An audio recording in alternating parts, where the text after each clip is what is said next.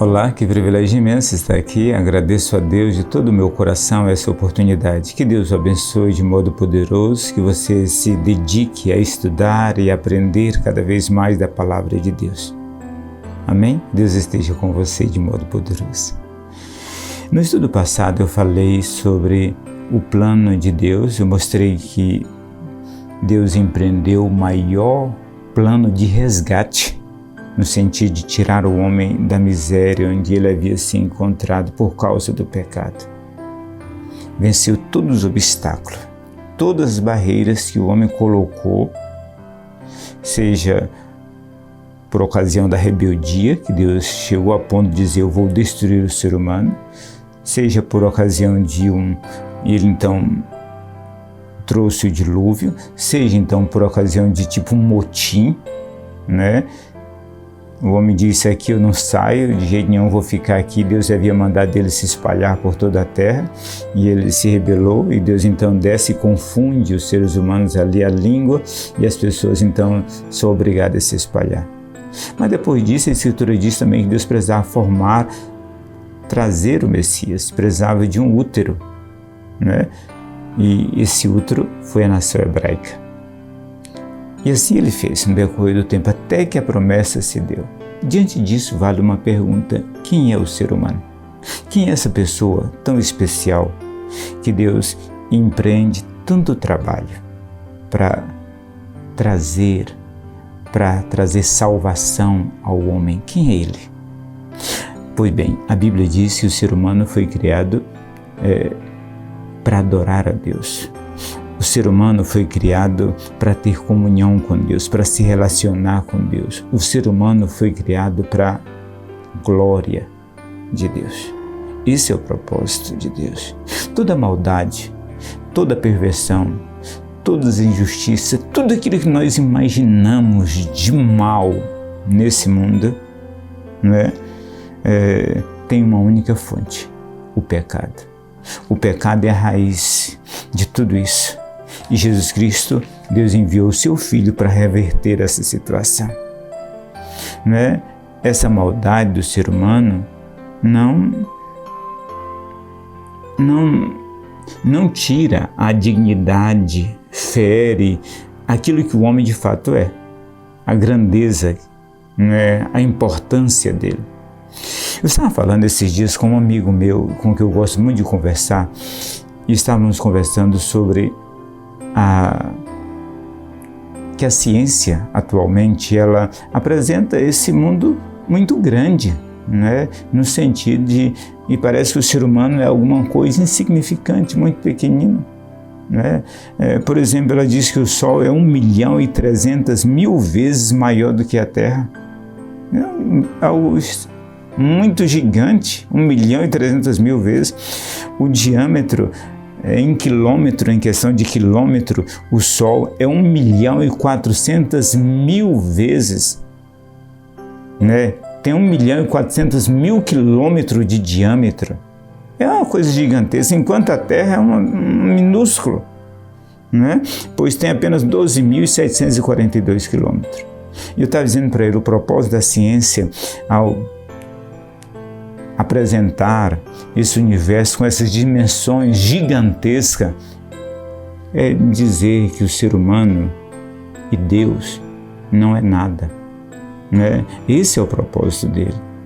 E ele terminou me dizendo: pastor, na verdade o ser humano é isso, miudinho, é insignificante em relação a tudo isso, né? Pois bem, eu quero dizer que na hora eu não tive o que dizer para ele, porque assim, pensando, eu sou muito lerdo para raciocinar, né? E eu vim para casa pensando: o que eu vou dizer para ele? Mas eu estou preparado, a próxima vez que eu for lá, né? Então ele pegou e a Bíblia nos apresenta algo diferente sobre o ser humano. A Bíblia apresenta algo extraordinariamente maravilhoso, né? Quando a Bíblia diz que o homem foi criado à imagem e semelhança de Deus. De todas as obras que existem nesse mundo, a Bíblia diz que só o homem foi criado à imagem e semelhança de Deus. O que significa imagem e semelhança de Deus? Significa que o homem é um ser espiritual, significa que o homem é um ser pessoal, é uma pessoa, o homem é um ser racional, o homem é um ser moral, o homem é um ser livre, o homem é um ser imortal. Essas características, pelo menos 6 características aqui, compreende, de acordo com a teologia reformada, o que significa a expressão imagem e semelhança de Deus. Um ser espiritual, pessoal, racional, moral, livre e imortal. Esse é o ser humano. Só o ser humano tem essa característica. Ninguém, nenhuma das obras que Deus criou, por mais que elas sejam e são maravilhosas. A Bíblia diz no Salmo 19, os céus proclamam a glória de Deus e o firmamento anuncia as obras das suas mãos. É algo magnífico, algo gigantesco, mas o ser humano é maior do que tudo isso. Maior do que tudo isso. A Bíblia nos ensina isso com todas as letras. Só o homem, enquanto todas as obras, tudo aquilo que tem nesse mundo, foi criado para servir o homem, para benefício do homem, para que o homem pudesse viver nesse mundo bem. O homem, pelo contrário, ele foi criado para glorificar a Deus, para honrar a Deus, para exaltar o nome de Deus. Só o homem foi criado dessa forma. É verdade que a obra da redenção e da restauração que a obra da redenção, o sacrifício de Cristo Jesus na cruz do Calvário, promete e vai também restaurar todas as coisas. Mas é o Filho do homem, é o homem que a Bíblia diz, que Jesus Cristo disse, o Filho do homem veio buscar e salvar o que estava perdido. É esse homem. Então o ser humano é alguém especial. E quem confere essa dignidade é o próprio Deus. Porque nós fomos criados à imagem e semelhança de Deus. Nós precisamos parar, pensar sobre isso. Como nós devemos ser gratos a Deus? Essa é a única resposta. Deus criou a mim, criou a você, a imagem e semelhança do Deus Todo-Poderoso, do Deus Eterno. Agostinho diz que Deus colocou a eternidade dentro de cada um de nós. Que incrível, que maravilhoso, que coisa espetacular. E nós devemos viver, meu querido amigo, de tal modo que venhamos expressar essa imagem e semelhança todos os dias da nossa vida. E se não conseguirmos, porque não vamos conseguir neste mundo isso, mas o sacrifício de Cristo Jesus na cruz do Calvário garante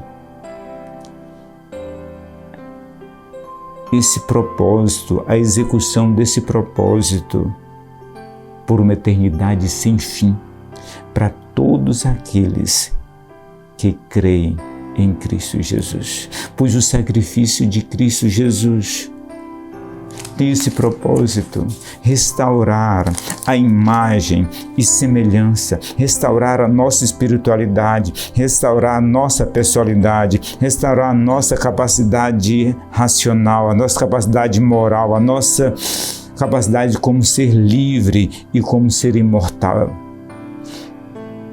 A obra que Cristo Jesus veio realizar neste mundo, que o Messias veio realizar neste mundo, a promessa que ele fez em Gênesis capítulo 3, abarca tudo isso a ponto de devolver ao homem a dignidade que ele nunca devia ter perdido. Pense seriamente sobre isso e decida hoje, a partir de hoje, se render completamente a Deus, como expressão de gratidão por aquilo que Ele realizou por você na cruz do Calvário. Deus o abençoe de modo poderoso, em nome de Jesus. Amém.